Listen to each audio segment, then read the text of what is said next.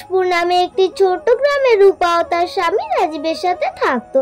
তবে তারা অনেক গরিব ছিল, দিন আনতো তো দিন খেত।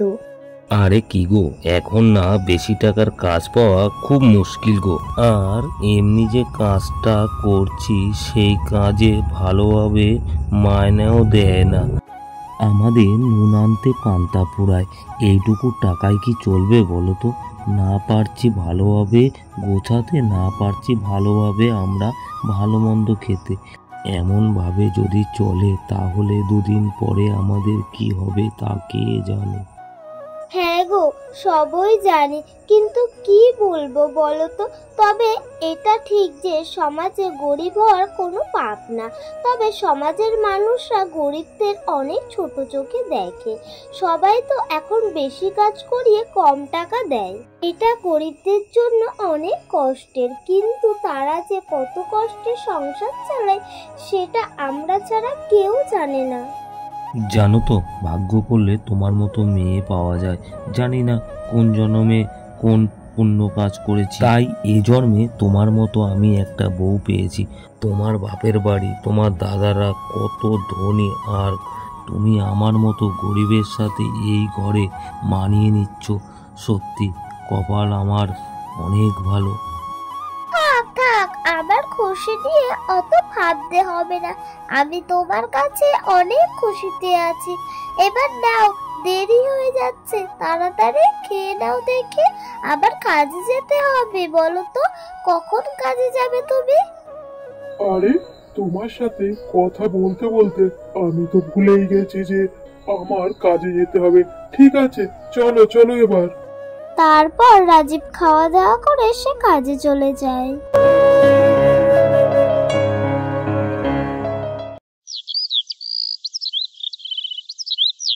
যাক বাবা, ও খাওয়া দাওয়া করে কাজে বেরিয়ে গেল। এবার আমি সংসারের সব কাজ কর্ম এক এক করে সেরে ফেলি। যাই, একটু পুকুর পাড় থেকেও ঘুরে আসি, তারপর সব করব।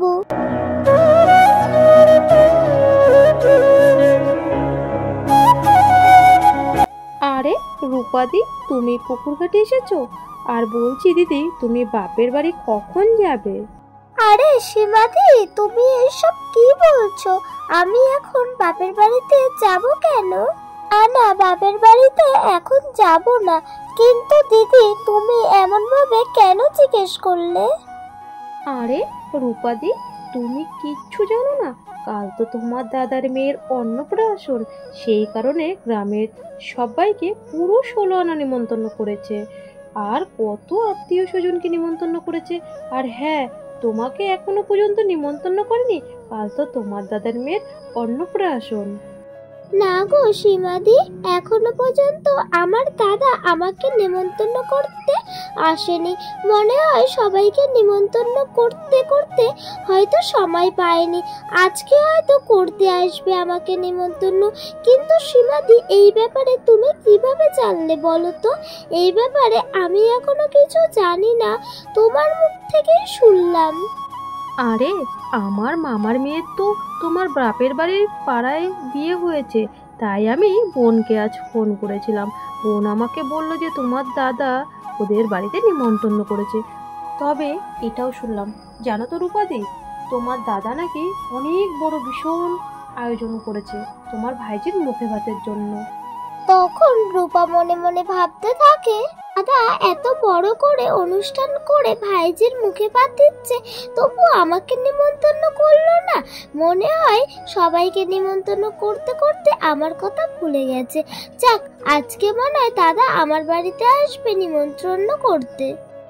ও রূপাদি, এত কি ভাবছো তুমি? আরে না না সীমাদি, তেমন কিছু ভাবছি না। তা বলো, রান্না বান্না হয়েছে তোমার, নাকি এখনো বাকি আছে? আরে না গো, এত তাড়াতাড়ি দুপুরের রান্না আমি করি না। এই বাড়িতে যাব, গিয়ে রান্নাটা বসাবো। তা বলো, তোমার কি রান্না বান্না হয়ে গেছে রূপাদি? হ্যাঁ গো দি, সেই ভোরবেলা আমার রান্না বান্না সব কাজ হয়ে গেছে। কারণ তোমার দাদা সকালে খাওয়া দাওয়া করে কাজে যায়, তাই আমার রান্না বান্না তাড়াতাড়ি হয়ে যায়। ঠিক আছে দিদি, আমি এখন যাই, আবার পরে কথা হবে গো। তারপর রূপা ঘাট থেকে বাড়িতে চলে যায়।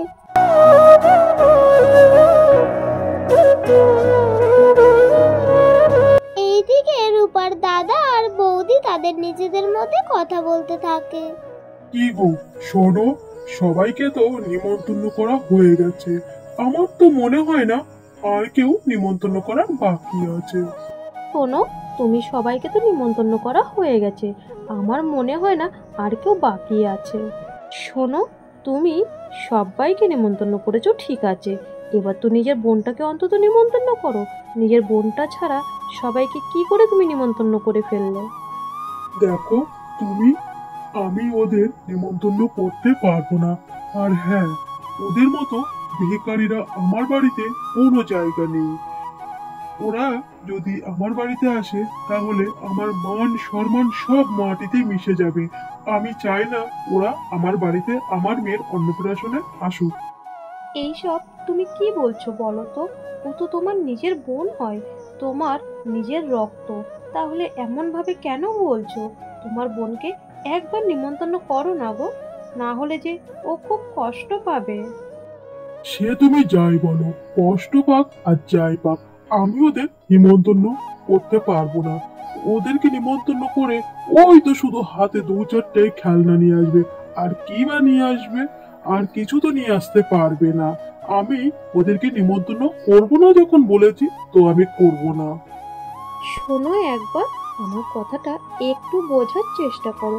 যদি আজ তোমার মা বাবা বেঁচে থাকতো তাহলে ওনাদের নাতনির মুখে ভাতে নিশ্চয়ই তোমার বোনকে নিমন্ত্রণ করতো। আজকে তো ওনারা বেঁচে নেই, তাহলে বলো, আর তোমার বোনের তো যাওয়ার মতো কোনো জায়গা নেই, একমাত্র আমাদের কাছে। তাহলে এমনভাবে যদি আমরা ওর থেকে মুখ ফিরিয়ে নিই তাহলে বেচারি যে অনেক কষ্ট পাবে, তার যে যাওয়ার মতন কোনো জায়গা নেই। আর এমন করো না গো, তুমি ওকে নিমন্ত্রণ করো। দেখো টুম্পা, আমার কথা শেষ কথা, আর বেশি তুমি কথা বলবে না। এখানে এই বাড়িতে যা কিছু হবে আমার কথা মতো হবে। রাহুলের এমন কথা শুনে টুম্পা আর কোনো কিছু বলে না, সে চুপ হয়ে যায়।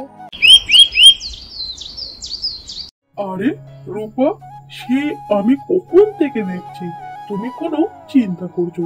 এত কি চিন্তা করছো? আরে না গো, তেমন কিছু না।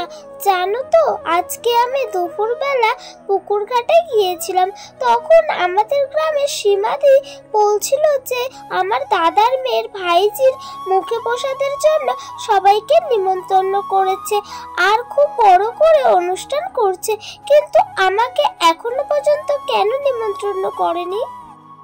দেখো, তুমি এত চিন্তা করো না। আর হ্যাঁ, তুমি তো জানো আমরা কত গরিব, তাই হয়তো তোমার দাদা আমাদেরকে নিমন্ত্রণ করেনি। এই নিয়ে তুমি একদম কষ্ট পেও না। আরে না গো, তুমি হয়তো ভুল ভাবছো, কারণ হয়তো এতগুলো মানুষকে নেমন্ত্রণ করতে করতে দাদা হয়তো ভুলেই গেছে আমাকে নেমন্ত্রণ করার কথা। আমি তো দাদার নিজেরই বোন হই, তাহলে আমার কি নিমন্ত্রণ করার সেরকম দরকার? সেরকম কোনো ব্যাপার না। কাল আমি ও বাড়িতে একবার যাব, আমি আমার ভাইজির মুখে ভাতটা দেখে আসবো। দেখো, আমি একটা কথাই বলবো, তোমার যাওয়ার ইচ্ছা হলে যাও, ঠিক আছে, কোনো ব্যাপার না, কিন্তু সেখানে তোমায় নিমন্ত্রণ করা হয়নি। এখানে না যাওয়াই ভালো।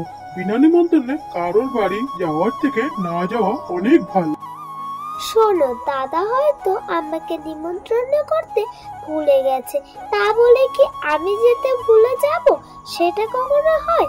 আর আমার একমাত্র ভাইজি, আর মুখে ভাত বলে কথা, আর আমি না গেলে হয়? আমি কাল একবার যাব। ঠিক আছে, তোমায় যেটা ভালো মনে হয় তুমি সেটা করো, আমি আর কিছু বলবো না। বন্ধুরা, এই ভিডিও নেক্সট পার্টটি আসছে, তোমরা সকলে পাশে থেকো।